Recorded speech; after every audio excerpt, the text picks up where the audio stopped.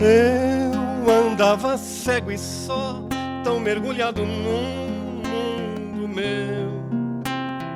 Tu me abriste os olhos para a vida e em tudo eu vejo Deus. Deus no olhar agradecido do homem faminto que ajudei, no pequeno órfão que chamou-me pai quando eu o abracei. Agora é hora de agradecer tantas coisas lindas que eu vi e aprendi com você. Hoje o sol brilha mais forte é o amor pela vida. Sinto a brisa que passando vai cantando paz e alegria. Mesmo quando a noite chega envolvendo a alma de dor, sei que as estrelas brilham me falando Deus é amor. Agora é hora de agradecer tantas coisas lindas que eu vi e aprendi com você. Com você fui encontrar a flor que estava tão esquecida, a flor da amizade que me fez encontrar a vida. Sei que a flor desta amizade há de florescer para sempre, pois a gratidão é flor que nasce e vive eternamente. Agora é hora de agradecer tantas coisas lindas que eu vi e aprendi com você. Agora é hora de agradecer tantas coisas lindas que eu vi e aprendi com você.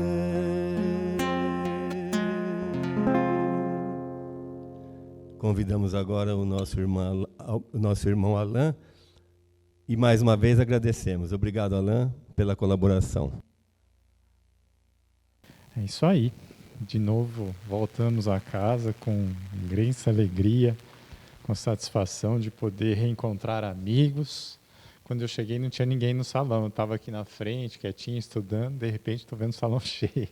Aumenta a ansiedade, né? O pessoal chega no último ano. E curioso você ter falado... Quase ninguém conhece o Alain. E eu acho que talvez seja uma grande verdade que você fez em tom de brincadeira. Mas eu diria que talvez nem eu conheça o Alain direito, né? E acho que a gente vai acabar falando disso ainda essa noite. Eu tinha separado um texto que, se der tempo, eu vou tratar disso. Eu quero tratar com os amigos sobre um texto do Evangelho segundo o Espiritismo que a gente vai encontrar... que a gente vai encontrar no capítulo 5, né, do Evangelho segundo o Espiritismo, Bem-aventurados os aflitos. Eu já tive a oportunidade de falar sobre esse tema aqui, aos sábados, mas falar sexta-feira é melhor porque a gente tem um pouquinho mais de tempo, né? No sábado a gente fala 15 minutos só, aqui a gente pode falar 1h15, então a gente... não se assustem. Então é mais tranquilo. E eu queria desenvolver um pouco mais o tema, então eu vou insistir, peço a misericórdia daqueles que já me ouviram e que talvez ouçam algumas coisas que são repetidas, mas nunca é igual. Por mais que eu tentasse repetir as palavras, eu não conseguiria, né? E o tema que eu vou falar é a lição do Espírito Fénelon, que encontramos no capítulo 5, chama Os Tormentos Voluntários. Deste capítulo, eu peguei só um parágrafo, que é o primeiro, e é nele que eu vou desenvolver as reflexões da noite com os nossos irmãos.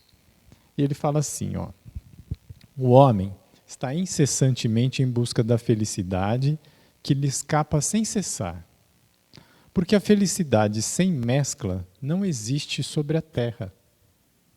Entretanto, apesar das vicissitudes que formam o cortejo inevitável desta vida, poderia pelo menos gozar de uma felicidade relativa. Mas ele a procura nas coisas perecíveis e sujeitas às mesmas vicissitudes. Quer dizer, nos prazeres materiais, ao invés de a procurar nos prazeres da alma, que são um antegozo dos prazeres celestes, imperecíveis.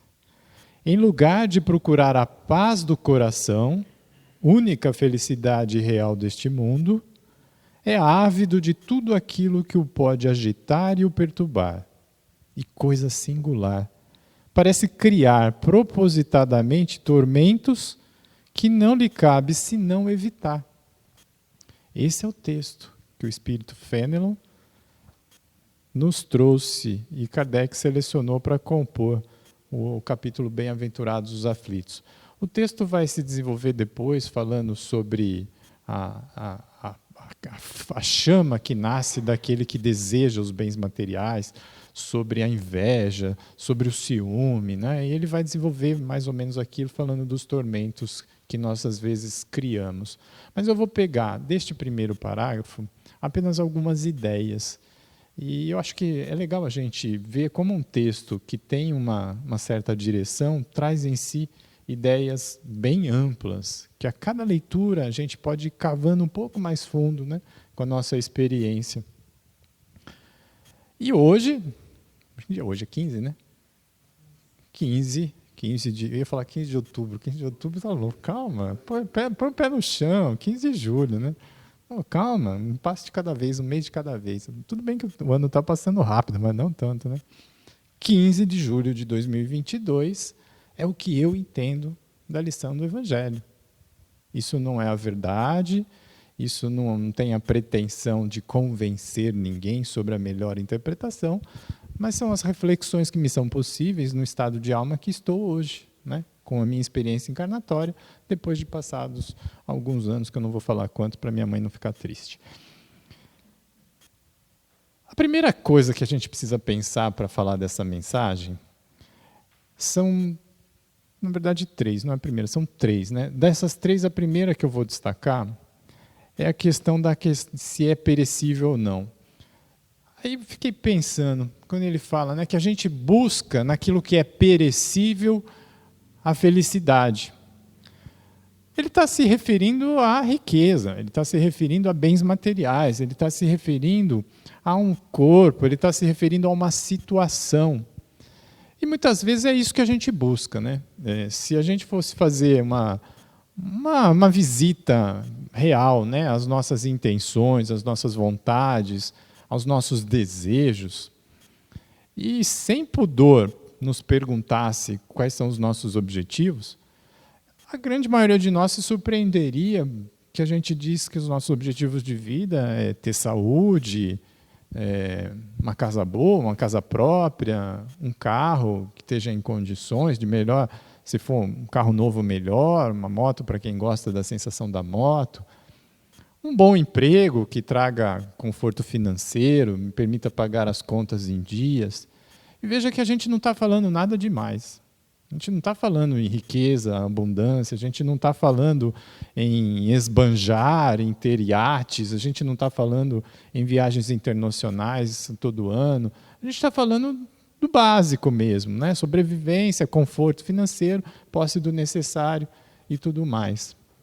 Mas a gente pensa que isso é transitório. A busca do bem de hoje, amanhã continua. Se eu tenho por objetivo ter um carro mais novo e vou buscar investir a minha energia em angariar recursos para que eu possa adquirir esse carro, ainda assim eu estou buscando um bem material.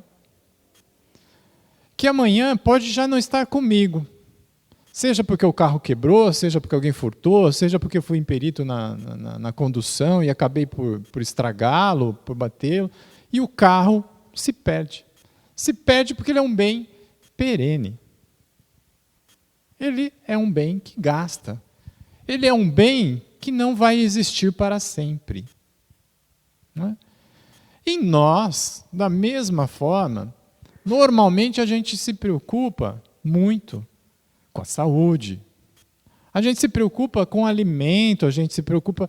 E veja bem, hein? Não estou dizendo que isso não é sadio, já a gente ressalva isso. Mas a gente se preocupa em demasia com tudo que nos dá essa sensação de bem-estar ao corpo. Comer bem, beber bem, descansar bastante, esforçar-se um pouco menos fisicamente. Esse negócio de fazer exercício todo dia não está com nada, porque é legal você descansar, não é? Mas você quer um corpo sadio, você quer um corpo com saúde e de preferência sem dor. De preferência sem dor, né? Porque dor incomoda. Dor incomoda. Mas o corpo também é perene, gente. Quando eu estava lendo agora, essa lição, um pouco antes, poxa, eu já li bastante essa lição, né? Já li bastante. Evangelho no Lar, são tantos anos fazendo Evangelho no Lar, vai remote cai essa lição, aqui no portal, grupos de estudo, tudo mais, a gente lê constantemente essa lição, não é novidade nenhuma. Mas agora eu estava vendo, quando ele fala assim, entretanto, apesar das vicissitudes que formam o cortejo inevitável desta vida, eu nunca tinha reparado nessa expressão. As vicissitudes que formam o cortejo inevitável dessa vida. E eu estava pensando, cortejo fúnebre. Aquele negócio de seguir o féretro. Aquele negócio de que conduzimos um ser amado, um amigo, daqueles momentos de velar para ser enterrado. Aquilo é um cortejo fúnebre. E fiquei pensando, poxa, na hora que a gente nasce, começa o nosso cortejo fúnebre. Não é? A hora que a gente nasce, começa o nosso cortejo fúnebre. Porque é a certeza, o corpo vai perecer. Ele não é imortal. Quem que é imortal? O espírito. E esse é o segundo aspecto. O que nós somos. O que nós somos. Isso se relaciona com a brincadeira do Domingos. Quem não conhece o Alain? Muitos dos meus amigos conhecem a personalidade encarnada, educada por uma família cristã, espírita, com uma formação cultural, com uma formação jurídica, com uma profissão, com família, e que atende pelo nome de Alain César Ruim. Mas e o espírito? Quem que é a essência dessa personalidade? Porque mesmo o corpo, mesmo a personalidade ainda não é o espírito. Eu sou a alma. Eu sou o espírito encarnado. Quando o corpo perecer, morrer, sucumbir, for enterrado, prevalecerá a alma. E aí talvez eu passe a conhecer melhor o tal do Alain. Não é? Nós somos espíritos. E espírito é imortal. Estamos incorporados, presos à terra, presos à carne, vestindo essa bela veste carnal com o objetivo próprio de adquirirmos virtudes, termos experiências felizes, conquistar bons relacionamentos, reparar faltas para aqueles que as têm a reparar, mas somos espíritos. Somos espíritos, somos imortais. E o que é essencial? É aquilo que é perene, que vai acabar, ou aquilo que é imortal, que não tem fim?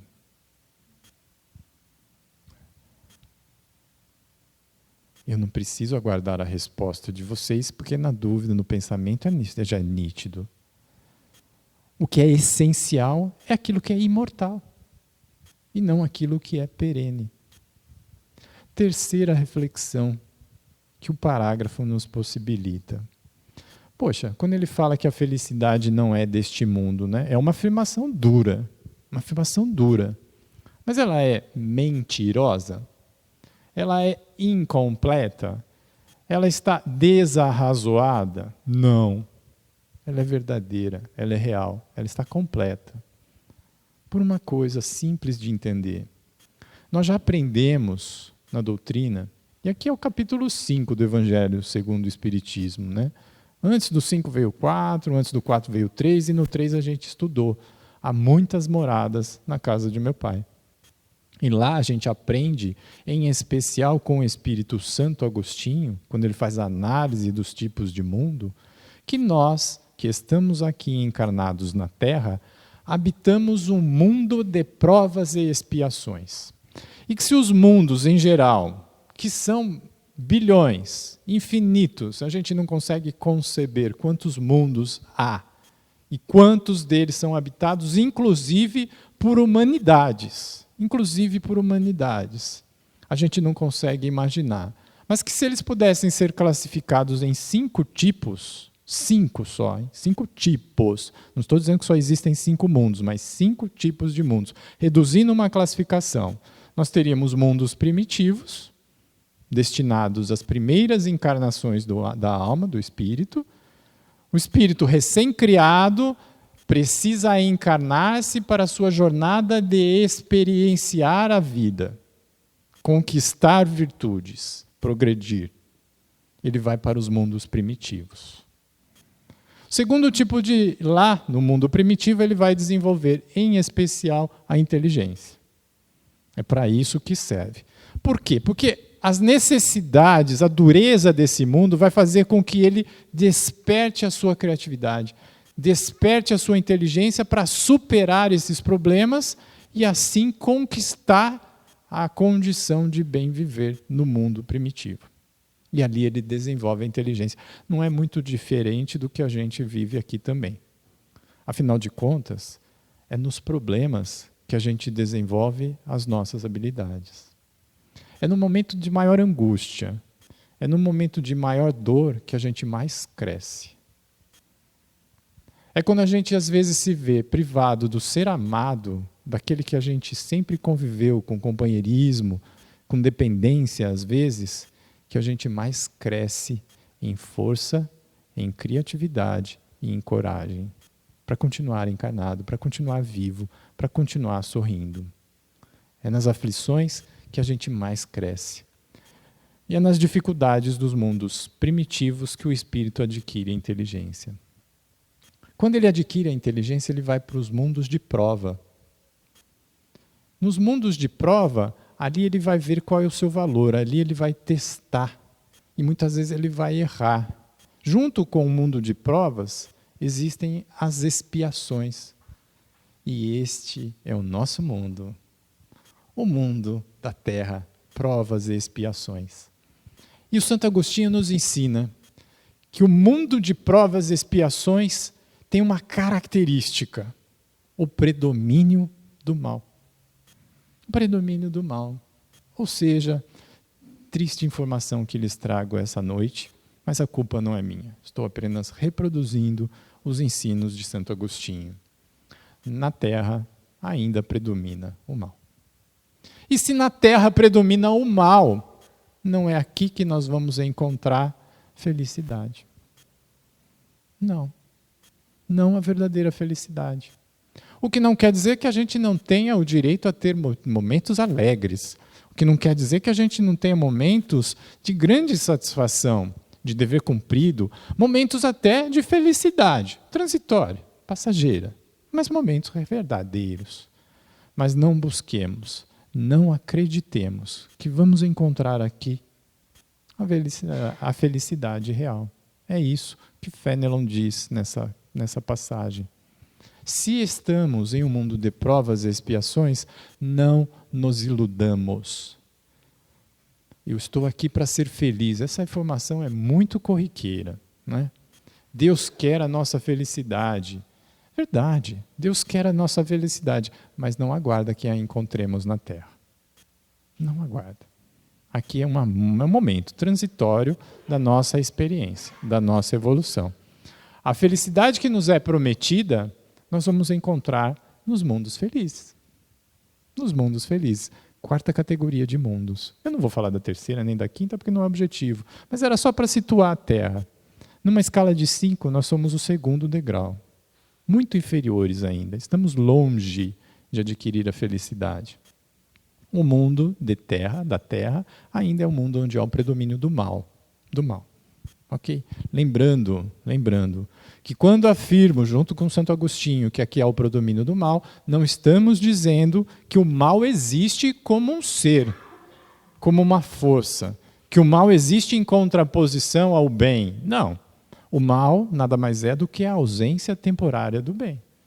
É a ignorância em que estamos, onde ainda não conseguimos expressar os nossos potenciais e fazemos escolhas tristes, essas sim, desencadeando agruras, dores e sofrimentos. Não é? Não existe o mal em si, mas é a nossa ignorância que ainda nos faz experienciar fora das leis divinas, fora das leis de Deus. Então tenho esses 3 pontos a refletir essa noite. O que é perene, o que é imortal. Somos espíritos e vivemos em um mundo de provas e expiações. Com essas 3 reflexões, a gente pode começar a caminhar um pouco mais aceleradamente para começar a entender como expressamos e fazemos as nossas escolhas. Se somos seres espirituais, se somos espíritos, se somos imortais, por que nos preocupamos tanto com o corpo? Por que nos preocupamos em demasia com a situação econômica? Por que nos preocupamos em demasia em conquistar poder? Por que nos preocupamos tanto com status? Se tudo isso é transitório, se tudo isso é perene. Por que será que incansavelmente buscamos alimentar esses aspectos da nossa vida? Vejam, e aqui ressalvo de novo e coloco para que não haja dúvida. Não estamos afirmando, nem os espíritos afirmam, que não seja necessária a vida no corpo. Que o corpo não tem valor e que deveria ser desprezado. E para quem pensa assim, faço um convite, vai lá na última lição do capítulo 17, do mesmo Evangelho segundo o Espiritismo, que lá ela vai estar bem esclarecidinho tudo. A lição se chama Cuidar do Corpo e do Espírito. Cuidar do Corpo e do Espírito. Ali nós vamos ver bem distinto quais são os conceitos de maltratar o corpo, cuidar exageradamente do corpo e o meio termo. Não é isso que nós estamos tratando essa noite. Não podemos desprezar o valor e a importância que se dá ao corpo. Mas agora a minha dúvida é: por que será que dedicamos tanta atenção, tanta energia, por que nos preocupamos tão exageradamente com o corpo que é perene? Se aquilo que é imortal, o espírito, nós não estamos prestando atenção. Como que eu percebo que nós não estamos prestando atenção no espírito? Como que a gente alimenta o corpo? Como que a gente alimenta o corpo?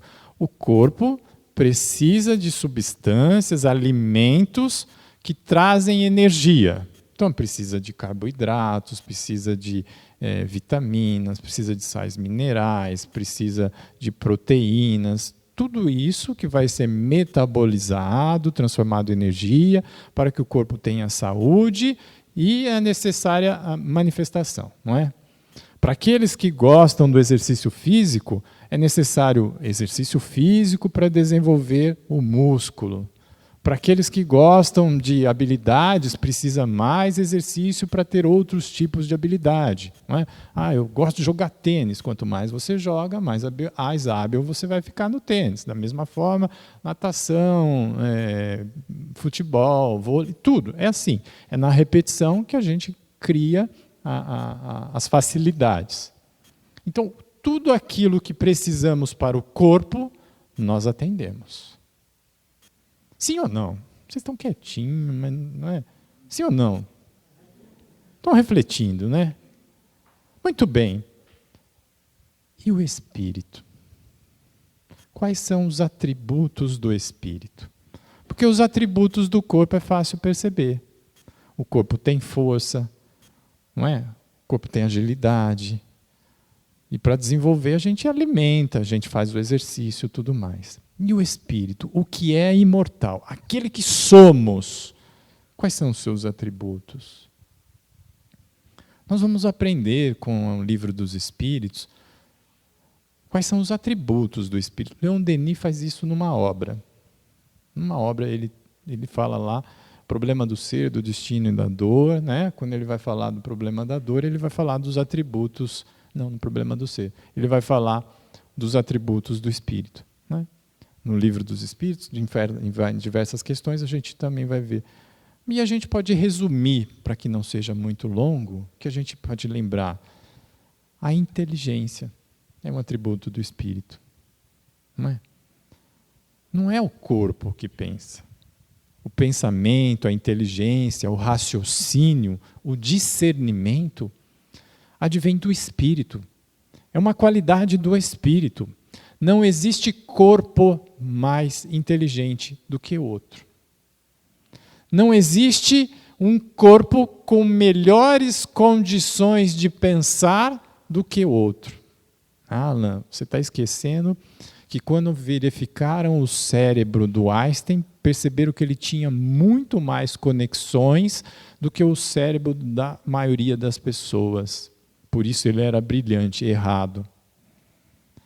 Einstein tinha o cérebro que tinha porque o espírito tinha a necessidade de um cérebro com tantas conexões para expressar um potencial da alma. Os potenciais do espírito são expressos enquanto estamos encarnados pelo corpo, mas pertencem ao espírito. Tanto que um corpo morto não pensa. Simples assim. Um corpo morto não imagina. Um corpo morto não discerne. Quem imagina, quem pensa, quem distingue é o espírito. É um atributo do espírito. Outro atributo do espírito, a vontade. Esse impulso que nos leva a fazer ou não fazer as coisas não é do corpo. Não é do corpo. O corpo tem necessidade de substâncias. Se você falar que o corpo precisa de sal, açúcar, vitamina, eu vou concordar. Vou concordar. Meu corpo está pedindo água. Verdade. A água é uma necessidade do corpo. Meu corpo está pedindo repouso. Verdade. Repouso é uma necessidade do corpo. Meu corpo está pedindo um pouco de vitamina. Verdade. É o corpo que precisa disso, não é o espírito. Mas dizer que meu corpo está com vontade de subir uma montanha para meditar, mentira. Porque o corpo não tem essa vontade. Quem tem essa vontade é o espírito. É um atributo do espírito. A criatividade. Criatividade é um atributo do espírito. Então percebam que esses atributos vêm do espírito e não do corpo. Aí eu lhes pergunto: nós estamos nutrindo o espírito? Porque nós nutrimos o corpo. Damos arroz, feijão, carne, salada, legumes, água. Damos a necessidade do corpo, repouso. E o espírito? Nós estamos nutrindo o espírito? Quer saber mais? É prazeroso nutrir o corpo? Se é. Fica com sede e toma um copo de água. Você vai ter prazer. Fica com fome e come. Você vai ter prazer. É prazeroso. Aí você fala, nossa, que felicidade poder consumir essa bela torta de chocolate. É uma felicidade, não é? Não é a felicidade real, mas é uma satisfação que o corpo dá. Por atingir um desejo do corpo, por assim dizer, uma necessidade. Na verdade, tudo pode se encaixar nessa qualificação. E a nutrição do espírito? Será que traz prazer? Boa pergunta, não? Como nutrimos o espírito? Pelos seus atributos. Se os atributos do espírito falam dele, será que a gente está desenvolvendo? Será que a gente está aprimorando esses atributos? Será que a gente os está nutrindo? Porque isso é nutrir, é aprimorar. É possibilitar o seu desenvolvimento pleno. Será que a gente dedica o mesmo tempo que a gente dedica ao cuidado do corpo, à conquista daquilo que é transitório? Poxa, eu fico pensando que para conseguir um emprego razoável, o sujeito precisa ter uma boa faculdade. Para ter um emprego razoável, eu preciso ter mais do que uma faculdade. Eu tenho que ter uma experiência de outras línguas. Aí eu estou pensando, poxa, para eu fazer uma faculdade e um curso de línguas, eu vou precisar nada menos do que 1 ou 2 anos de jardim da infância, pré-primário, 9 anos de primário, já são 12, mais 3 anos de ensino médio, são 15 anos mínimo para pensar em fazer faculdade. Mais 4 ou 5 anos de faculdade são 19. Mais 1 ano de línguas, 20 anos. 20 anos dedicando esforço e energia para ter um bom emprego. Quanto tempo a gente dedica para desenvolver a criatividade? Quanto tempo a gente dedica para desenvolver o pensamento? Quanto tempo a gente dedica para desenvolver consciência? Consciência é um atributo do espírito também. Será que a gente dedica proporcionalmente ao corpo e ao espírito a mesma nutrição? Não precisa responder, mas só pensar. No seu dia de 24 horas, quantas horas são dedicadas ao cuidado do corpo e à conquista de bens materiais? Arroz, feijão, segurança na sua casa, isso são bens materiais. Uma posição social, um prestígio, um poder. Quantas horas do seu dia são consumidas nessa busca? Óbvio, na continuidade da pergunta, quantas horas são consumidas no cuidado com o espírito? No cuidado em desenvolver os atributos do espírito.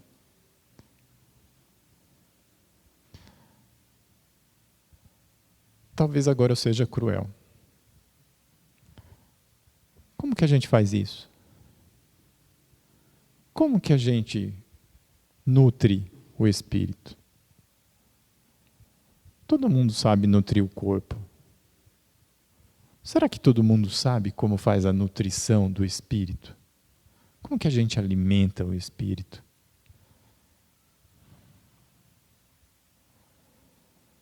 Vamos por atributos, talvez fique mais fácil entender. Se a gente pensar no atributo da consciência. Consciência é um atributo. Eu sei que eu sou eu porque eu tenho um atributo chamado consciência. Eu sei que eu não sou um passarinho. Eu sei que eu não sou um jacaré. Eu sei que eu sou um ser humano. Eu sei que eu sou do espécime humano. que ocupa um corpo masculino. Isso é consciência. Caminhando nessa consciência, eu sei que eu tenho alguns defeitos. Poucos, mas expressivos.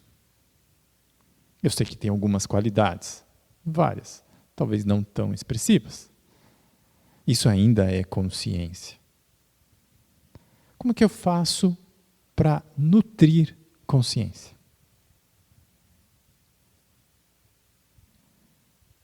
O que vocês acham? Palpites. Aceito palpites. Por favor, Sr. Antônio.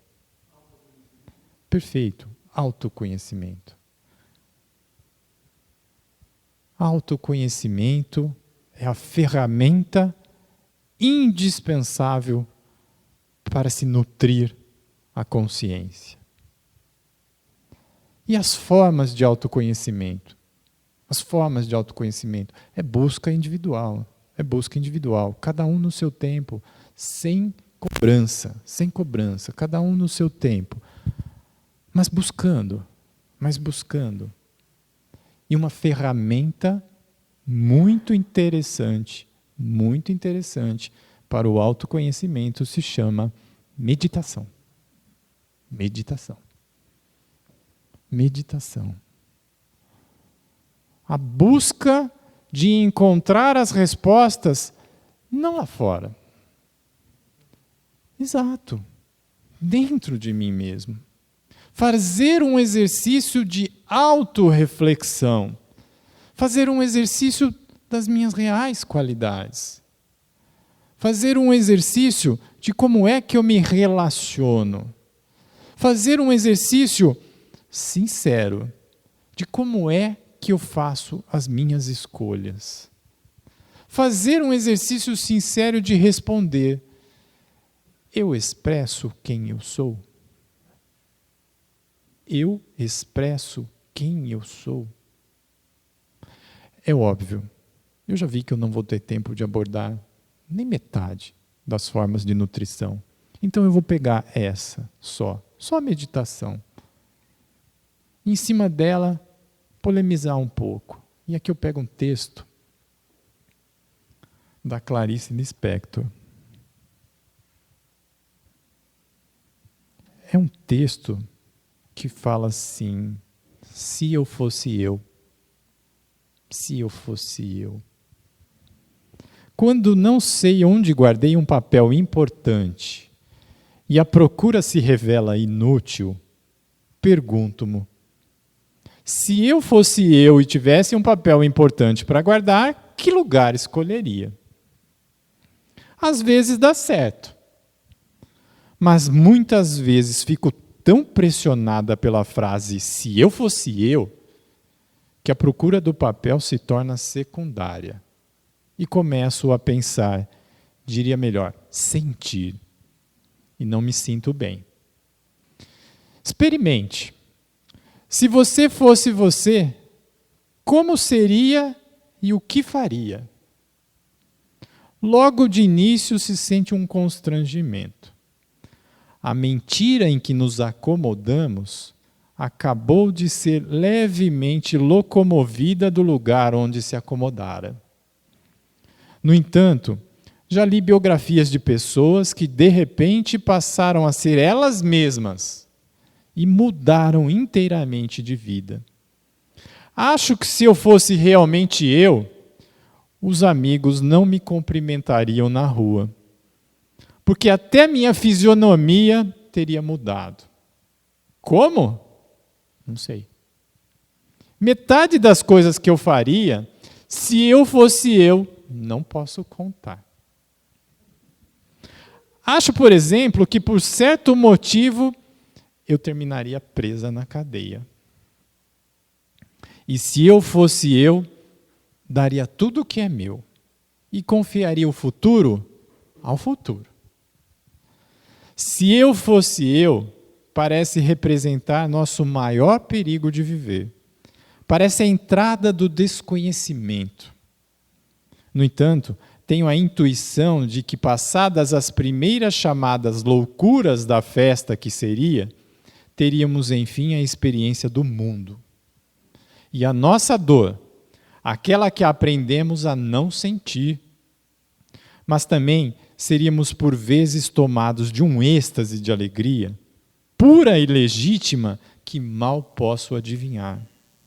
Não, acho que já estou de algum modo adivinhando, porque me senti sorrindo e também senti uma espécie de pudor que se tem diante do que é grande demais.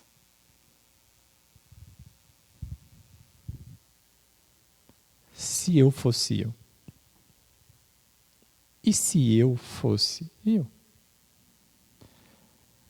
E se eu escolhesse doravante não vergar mais papéis? E se eu escolhesse doravante não me comportar como os outros querem que eu me comporte? E se eu doravante assumisse a responsabilidade das minhas escolhas? E se eu doravante deixasse de viver da forma como o mundo gostaria que eu vivesse? E se eu doravante lembrasse que eu sou espírito? E se eu doravante passasse a viver como espírito? E se eu doravante passasse a acreditar mais em Jesus, quando ele disse: olhai os lírios do campo. E não me preocupasse tanto com os bens materiais. E se eu passasse a confiar mais na providência divina? E se eu passasse a viver cada dia como ele precisa ser vivido? Com inteireza, com honestidade. E se eu parasse de olhar para os dias que foram tristes? E se eu aproveitasse do passado apenas as experiências, o aprendizado? E se por um instante eu apenas olhasse com o futuro para ter a esperança e não preocupação? E se eu estivesse, neste instante, neste salão, sem pensar lá fora? Meus queridos, aí eu seria eu. Meus queridos, talvez ninguém conheça o Alain, como Domingos imaginou. E talvez ninguém conheça ninguém. A busca é: quem somos nós? Quem valorizamos? O espírito, que é imortal? Ou o corpo, a situação, o poder, o status, que é passageiro? Boa noite a todos, boas reflexões.